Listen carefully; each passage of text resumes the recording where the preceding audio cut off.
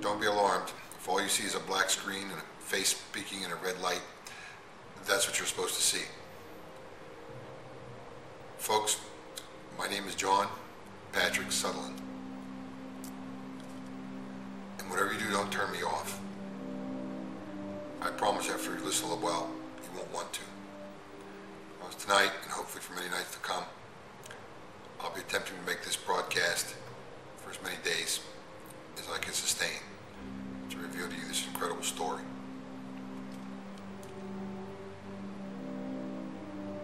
This story is so incredible,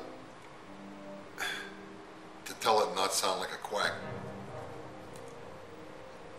If you haven't lived it, you couldn't tell it.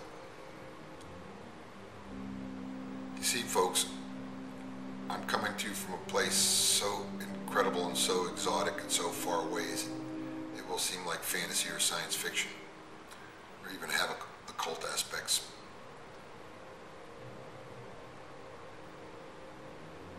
I'm sitting in a cab of an alien machine. Oh, by the way, this story is about time. All about time. Time is in the distance between events. Time is in everything has a beginning that also has an end. Time is a function of quantum physics, most certainly in this case. And time, from the aspect that I do not know how much time I have to tell this story or how many days I have to tell it, if I'll be permitted to tell it all, if there's enough time.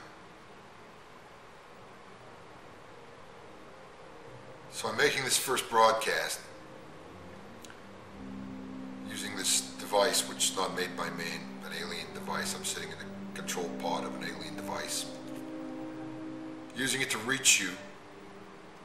Even now, this machine is generating a mini wormhole, bridging into the past. That's right, I said the past. Fast forward human history all the way to the end.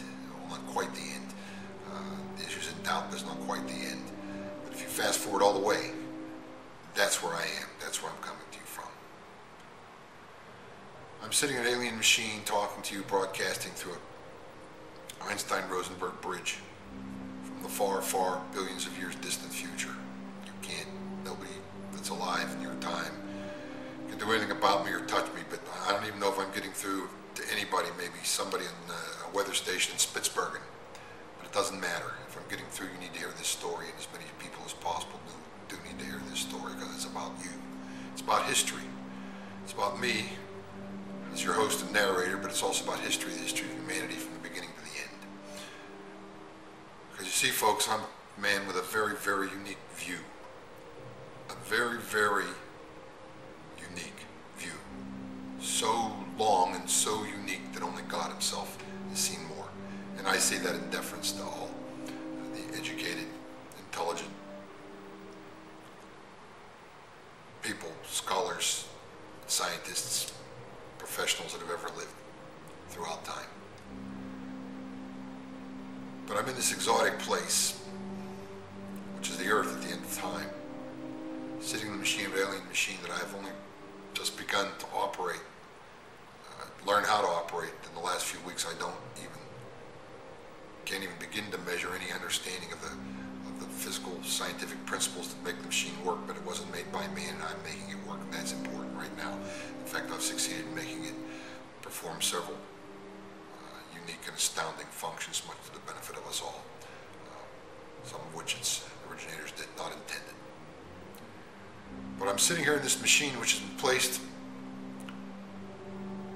within the ruins of an ancient castle, Rook, ancient beyond calculation, sitting on a plateau, rocky promontory overlooking an eerie olive green sea with an orange sky that shines orange every day, with brown clouds drifting overhead with golden edges, and the sun is a little red dwarf during the day because it's at the end of its lifespan and its energies have been expended.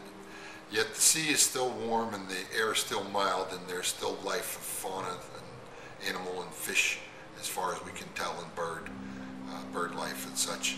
Even here at this very, very late date, though, the continents have changed and the stars have changed and the ocean no longer pounds because there's no more tides. The moon is gone, long ago ripped away by some cosmic tragedy.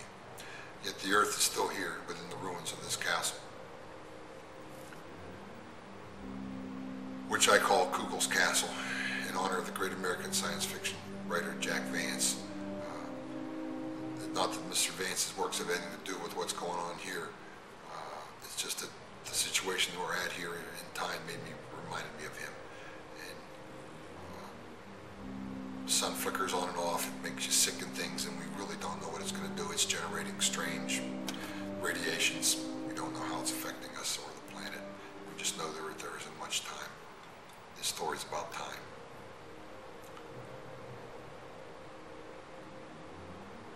Kugel's Castle on the dying Earth at the end of time.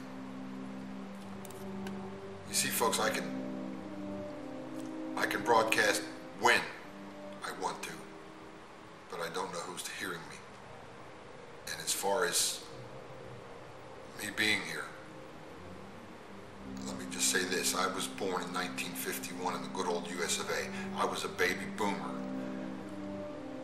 I grew up, went to college, got married, had a family, raised children and grandchildren, worked, had a very adventurous, arduous, at times blissful life, and I died late in the 21st century.